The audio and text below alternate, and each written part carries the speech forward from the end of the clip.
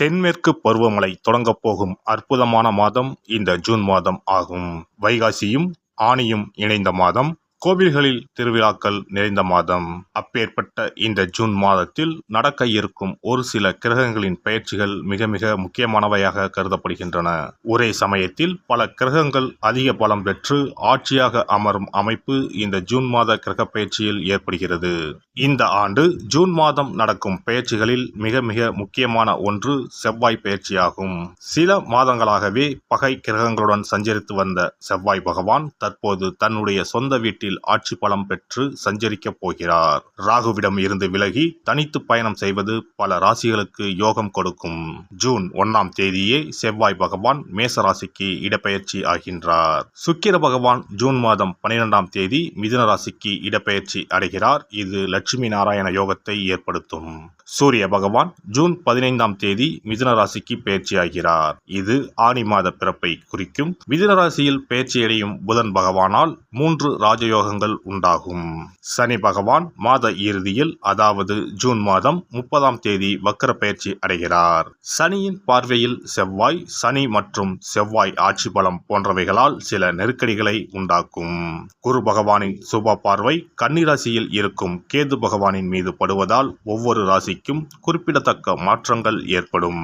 இந்த கிரக பெயர்ச்சிகளின் காரணமாக மிதுன ராசியில் புதாதித்ய யோகம், சுக்கிராதித்ய யோகம், கஜலட்சுமி ராஜயோகமும் உருவாகிறது. இதன் காரணமாக சில ராசிக்காரர்களுக்கு அதிர்ஷ்டமும் பணவரவும் பதவி உயர்வும் தன வரவும் கிடைக்க வாய்ப்புள்ளது. இனி உங்கள் ராசிக்கான பலன் என்ன என்பதனை பற்றியும், அசுப பலன் ஏற்படுமாயின் ராசிக்காரர்கள் வழிபட வேண்டிய தெய்வம், மேற்கொள்ள வேண்டிய பரிகாரம் என்ன என்பதனை பற்றியும் காண்போம். மிதுன ராசி அன்பர்களே, உங்கள் ராசிநாதன் புதன் பகவான் 12ஆம் வீட்டில் குரு பகவானுடன் உள்ளார். இந்த மாதம் 15ஆம் தேதி உங்கள் ஜென்ம ராசிக்கு பெயர்ச்சியாகிறார். இது உங்களுக்கு ஒரு நல்ல மாதமாகும். ராசிநாதன் வலிமையாக இருப்பதனால் உடலில் இருந்த பிரச்சனைகள், வியாதிகள் எல்லாம் சரியாகும். மனக்குழப்பம் நீங்கி மனத்தெளிவு உண்டாகும்.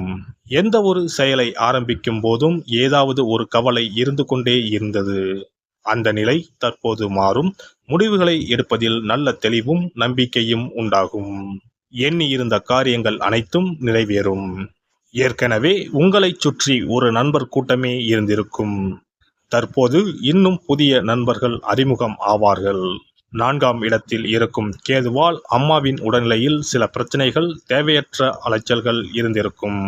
வண்டி, வாகனம், நிலம், வீடு வாங்குவதில் தடை இருந்திருக்கும். ஆனால் இம்மாதம் குருவின் பார்வை உங்கள் ராசிக்கு 4ஆம் இடத்தின் மீது விழுகிறது. இதனால் இதுவரை இருந்த தடைகள் விலகும். வீடு, மனை, வாகனம் வாங்கும் அமைப்பு உண்டாகும். தாய் வழி சொந்தங்களிடம் இருந்து வந்த கருத்து வேறுபாடு, அம்மாவிடம் இருந்த மனக்கசப்பு விலகும். தாய் வழி பூர்வீக சொத்து இம்மாதம் கிடைக்கக்கூடிய வாய்ப்புள்ளது. கிரகங்கள் அனைத்தும் நல்ல அமைப்பில் உள்ளார்கள். எனவே கெடுதல் நடக்க வாய்ப்பில்லை. சுப செலவுகள் உண்டாகும். விரயம் என்பது சுப நிகழ்ச்சிக்காக மட்டுமே ஏற்படும். வீண் விரயம் ஏற்படாது. நல்ல காலம் ஆரம்பித்து விட்டது. ஜூன் 12ஆம் தேதி ஏற்படும் சுக்கிர பெயர்ச்சியால் புத்திர பாக்கியம் உண்டாகும் வாய்ப்பு உள்ளது. சொகுசான வாழ்க்கையினை வாழப்போகிறீர்கள். ஆசைப்பட்டதை எல்லாம் வாங்கக்கூடிய அற்புதமான காலகட்டம் இதுவாகும். எண்ணங்களை எல்லாம் நிறைவேற்றி வைப்பார் சுக்கராச்சாரியார். பட்ட கஷ்டம் எல்லாத்திற்கும் பலன் தருவதாக இந்த ஜூன் மாதம் அமையப் போகிறது. 9இல் சனி பகவான் இருப்பதனால் தந்தை உடல்நலத்தில் மட்டும் கவனம் தேவை. தந்தை வழி உறவுகளிடம் பேசும்போது கவனம் தேவை. தேவையற்ற விவாதங்களை தவிர்ப்பது நன்மை தரும். ராசிநாதன் வலிமையாக இருப்பதனால் கவலைப்பட தேவையில்லை. எதையும் சமாளிக்கும் மனதைரியம் இருக்கும். 10இல் ராகு பகவான் இருப்பதனால் சொந்த தொழில் தொடங்க நினைப்பவர்கள் இம்மாதம் தொடங்கலாம். தொழில் வியாபாரத்தில் அபார வளர்ச்சி இருக்கும். வெளிநாடு பயணம் மேற்கொள்வீர்கள். ஏற்றுமதி இறக்குமதி தொழிலில் இருப்பவர்களுக்கு அமோகமான காலகட்டம் இதுவாகும். வேலை தேடுவோருக்கு நல்ல வேலை கிடைக்கும். அரசு வேலை சார்பாக தேர்வு எழுதுபவர்களுக்கு வெற்றி வாய்ப்பு உண்டு. பணிபுரியும் இடத்தில் நிம்மதி இருக்கும். பணியிட மாற்றம், பதவி உயர்வு, ஊதிய உயர்வு எதிர்பார்த்து இருந்தவர்களுக்கு சாதகமாக அமையும். வெளிநாடு வேலை கிடைக்கும். வெளிநாட்டில் வேலை புரிவோருக்கு அந்நாட்டின் குடியுரிமை கிடைக்க முயற்சி செய்பவர்களுக்கு இம்மாதம் கிடைக்க வாய்ப்புள்ளது. சரிவர ஊதியம் கிடைக்காதவர்கள் கம்பெனி மாற இது சரியான காலகட்டமாகும். குடும்பத்தில் அமைதி நிலவும். மன நிம்மதி அடைவீர்கள். கடன் பிரச்சனை, பண பிரச்சனைகளுக்கு ஒரு முற்றுப்புள்ளி வைப்பீர்கள். கடனை படிப்படியாக அடைப்பதற்கு வழி கிடைக்கும்.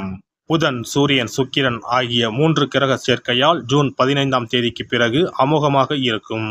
எடுத்த முயற்சிகள் அனைத்தும் வெற்றி பெறும். பண தேவைகள் பூர்த்தியாகும்.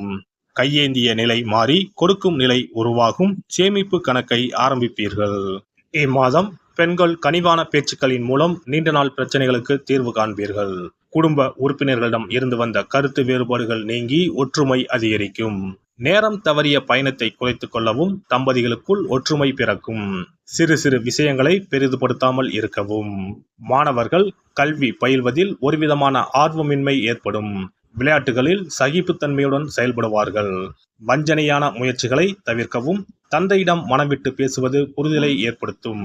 முயற்சிகளை அதிகப்படுத்துவதன் மூலம் உயர்கல்வியில் எண்ணியவை ஈடேறும். பாடங்களை 1க்கு 2 முறை படிப்பது நல்லது. வேலை நிமித்தமான சிந்தனைகள் மனதில் மேம்படும்.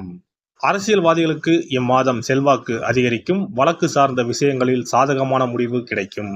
கட்சி தோழர்களிடம் உண்மையுடன் இருக்கவும். எதிர்பாராத சில பயணங்களின் மூலம் விரயம் உண்டாகும். எதிர்ப்புகளின் மூலம் ஏற்பட்டிருந்த தடைகள் விலகும்.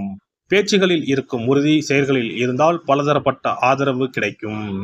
புதன்கிழமை தோறும் லட்சுமி நரசிம்மரை வழிபட உடல் ஆரோக்கியமும் உறவுகள் வழியில் ஒத்துழைப்பும் உண்டாகும். சிறப்பு பரிகாரங்கள். கோதுமை மாவினால் சிறு சிறு உருண்டைகளாக 7 அல்லது 14 அல்லது 7 மடங்குகளில் உருண்டை செய்து கொள்ளவும். குங்குமத்தில் கொஞ்சம் நீர் விட்டு அதை வன்னி குச்சி அல்லது மாதுளை மர குச்சியால் தொட்டு கோதுமை உருண்டையில் ஸ்டீம் என்று எழுதி அதை குளம், ஆறு அல்லது கோவில் தெப்ப குளத்தில் உள்ள மீன்களுக்கு போடவும். எழுதிய பின்னர் ஸ்டீம் என்பது அழிந்துவிட்டாலும் பரவாயில்லை. இவ்வாறு வெள்ளிக்கிழமை அல்லது ஞாயிற்றுக்கிழமைகளில் செய்து வர லட்சுமியின் அருள் உண்டாகி பணத்தட்டுப்பாடு நீங்கி செல்வம் சேர தொடங்கும். வெண்கடுகு சிறிது, 2 வத்தல் மிளகாய், 3 கல் உப்பு, பச்சை கற்பூரம் 3 இவை அனைத்தும் சேர்த்து வெள்ளை துணியில் போட்டு பின்பு அதை முடிந்து நல்லெண்ணெயில் நனைத்து வீட்டின் முன்பு இரவு 10 மணிக்கு மேல் எரிக்க ஏவல், பில்லி சூனியம் விலகும். தூங்கும் போது யாரோ அமுக்குவது போன்று இருப்பது, சிறுவர்கள் பயத்தில் சிறுநீர் கழிப்பது போன்ற தொந்தரவுகள் இருந்தால் படிகார கற்களை தூங்கும் அறையில் அல்லது தலையணைக்கு கீழே வைக்க வேண்டும். தோல்வி, அவமானம், எதிர்ப்புகள் ஆகியவற்றை சமாளிக்கும் மன வலிமையை அதிகரிக்க வாராகி அம்மனை மனதார வழிபட்டால் நிச்சயம் நல்ல பலன் கிடைக்கும். முடியவே முடியாது என்று நினைத்து கொண்டிருக்கும் காரியத்தை கூட உடனே முடித்து காட்டும் வல்லமை படைத்தவள் வாராகி அம்மன். இந்த வாராகி அம்மனுக்கு 8 சனிக்கிழமையில் சுத்தமான மண் அகல் விளக்கு ஒன்றை எடுத்து அதில் நல்லெண்ணெய் ஊற்றிக்கொள்ள வேண்டும். ஒரு கருநீல துணியை கட்டமாக வெட்டி அதில் கொஞ்சம் வெண்கடுகு சேர்த்து எல் தீபம் ஏற்றுவது போல முடிந்து கொள்ள வேண்டும். காலையில் 6 மணியிலிருந்து 7 மணி வரையிலான காலகட்டத்தில் அல்லது இரவு 8 மணியிலிருந்து 9 மணிக்குள் இந்த பரிகாரத்தை செய்துவிட வேண்டும். எல்லாம் வல்ல இறையருளால் நீங்களும் உங்கள் அன்பு குடும்பமும் உடல் நலம், நீலாயுள், நிறை செல்வம், உயர் புகழ், மெய்ஞானம் ஓங்கி வாழ்க வளமுடன்.